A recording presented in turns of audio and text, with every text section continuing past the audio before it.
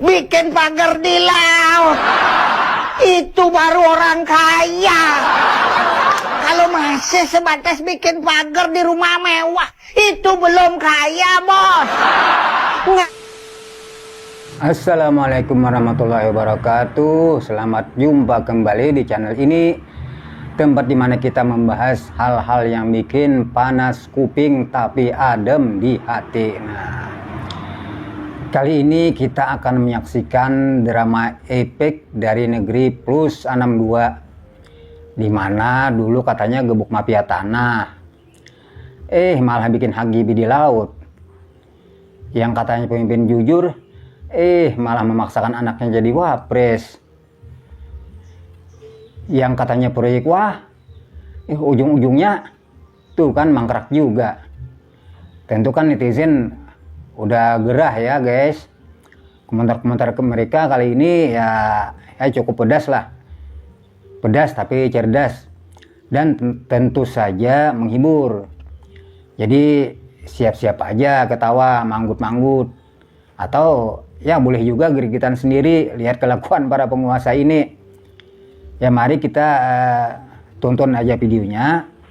Jangan lupa silakan siapkan kewacinya dan juga secangkir kopi. Ya kira-kira ini lebih seru dari sinetron. Yuk kita saksikan. We walk the talk, not only talk the talk. We walk the talk, not only talk the talk. And for Tito, we walk with the talk, not only talk the talk.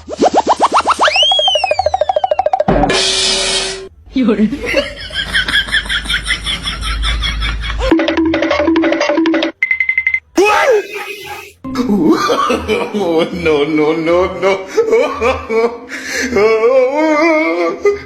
Bikin pagar di laut, itu baru orang kaya. Kalau masih sebatas bikin pagar di rumah mewah, itu belum kaya, bos. Nggak ada tantangannya. Siapa yang biasanya ngaku sultan, yang pamer-pamer mobil mewah, berani magerin laut nggak? Kalau belum berani, jangan ngaku orang kaya. Bikin pagar laut seru dan banyak tantangan. Kan harus lobby sama pejabat terkait. Yang namanya lobby kan harus ngasih uang bensin. Padahal lobbynya cuma ngerubah nama dari perampok jadi investor. Kalau udah ada duit, semua bisa diatur. Asalkan labelnya udah investor, siapa yang berani protes? Itu cara mengungkapkan ekspresi. Cara mengungkapkan ekspresi. Berarti enggak menanggapi itu enggak? Ya Bapak menanggapi. Masih sudah terbiasa atau gimana Pak? Ya itu kan cara mengungkapkan ekspresi.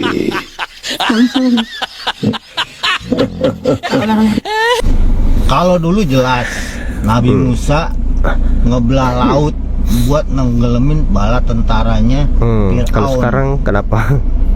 Jelas Nabi Musa. Tapi kalau sekarang nih belum jelas siapa, dan gak ada yang ngaku siapa yang bikin kaplingan di dasar bawah laut.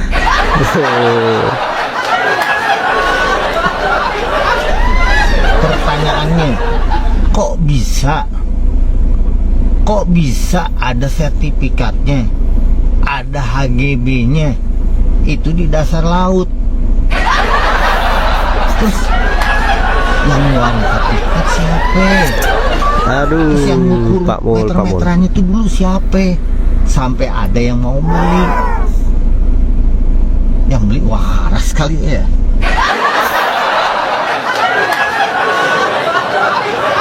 Kan, ini mobil SMK itu kan untuk produk uji coba dari prototype dari. Nah ini baru gue banget nih Mas Kaisang nih.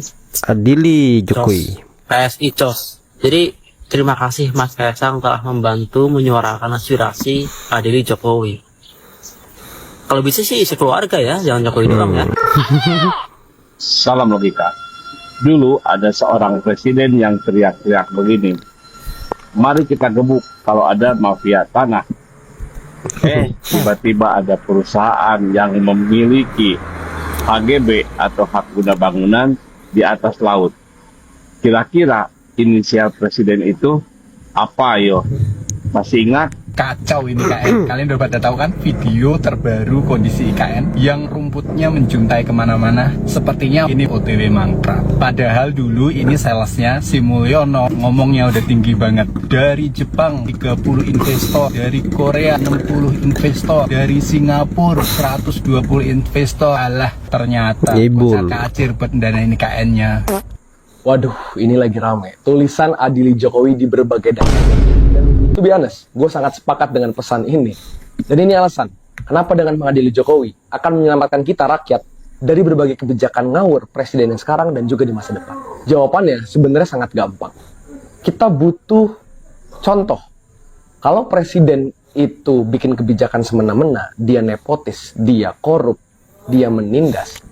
Ketika demisioner, dia bisa ditangkap, dia bisa diadili, dia bisa dipenjara. Dengan begitu, Prabowo ataupun siapapun presiden di masa depan, kalau mau bikin kebijakan yang ngawur, yang menindas, dia akan mikir 1000 kali dulu. Karena tahu ada mantan presiden yang pernah dipenjara, which misalnya adalah Jokowi, karena bikin kebijakan semena-mena. Kita perlu mengembalikan suasana pejabat takut sama rakyat, bukan sebaliknya. Contoh sekarang, berbagai damage yang dibuat oleh Jokowi selama 10 tahun terakhir. Bahkan Tempo menyebut ada 18 nawadosa Jokowi. Misalnya kita ambil contoh IKN. Yang sekarang diprediksi mau mangkrak, udah menghabiskan anggaran puluhan triliun, menggusur ratusan ribu hektar hutan, menggusur ribuan masyarakat adat, dan sekarang mangkrak padahal dulu dia sangat ambisius, bahkan dia berbohong bilangnya investornya udah aman, segala macamnya aman. Ternyata enggak. Sekarang siapa yang disalahin?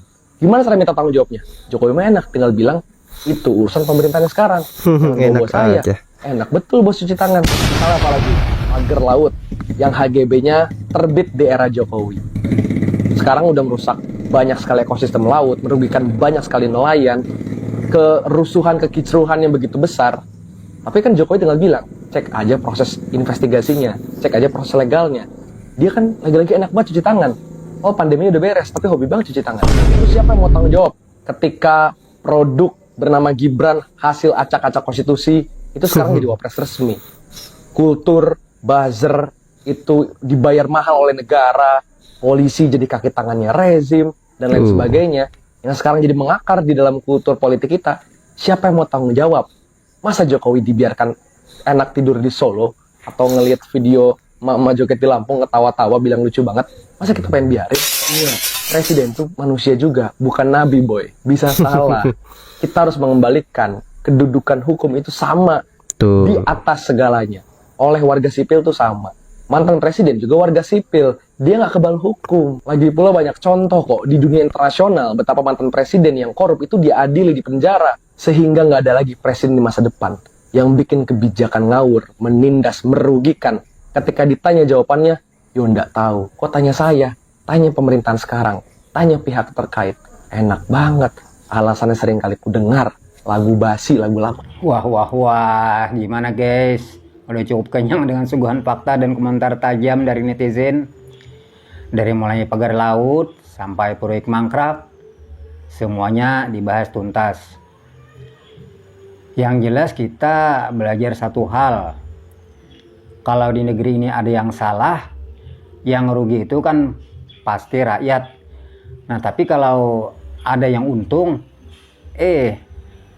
malah mereka yang itu-itu lagi kan. Nah, jadi apakah kita akan diam saja atau kita akan terus bersuara? Nah, jawabannya tentu ada di tangan kalian. Nah, jangan lupa like, comment, share, dan tentunya subscribe juga biar kita tetap bisa menyuarakan aspirasi dengan gaya yang ya beginilah. Sampai jumpa di kesempatan lain. Semoga bermanfaat. Wassalamualaikum warahmatullahi wabarakatuh.